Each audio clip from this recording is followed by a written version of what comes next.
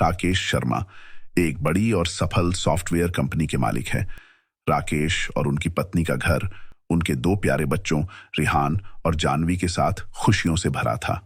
एक दिन जब रिहान और जानवी स्कूल से लौट रहे थे, तभी एक अज्ञात व्यक्ति उनके पीछे से आया और जानवी को किडनैप करके भाग गया।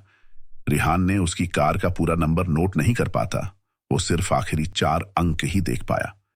मिस्टर शर्मा इंस्पेक्टर रिडल को फोन करके घर पे बुला लेते हैं। इंस्पेक्टर रिडल उनसे पूछते हैं कि क्या आपको कोई फिरौती के लिए कॉल आया। वो बोलते हैं अभी तक नहीं आया। इसके बाद इंस्पेक्टर रिडल रेहान से और डिटेल्स में पूछता है।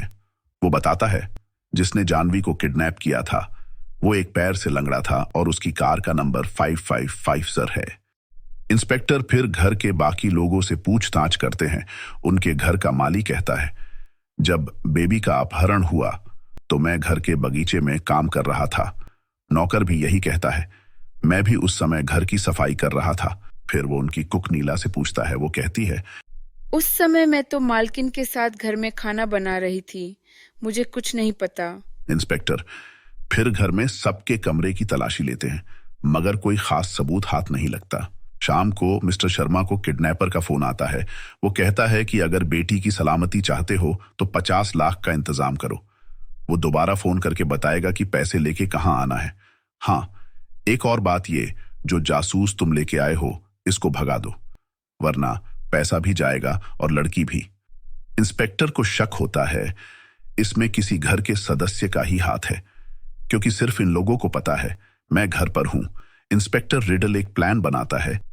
वो मिस्टर शर्मा को सबके सामने कहते हैं, मैं ये केस छोड़ रहा हूं क्योंकि मैं जानवी की जान का जोखिम नहीं ले सकता। आप अपहरणकर्ता को पैसा दे दो और जानवी को वापस ले आओ। ये कहकर रिडल वहां से चले जाते हैं। अगले दिन किडनैपर पैसे देने के लिए मिस्टर शर्मा को गार्डन में बुलाता है।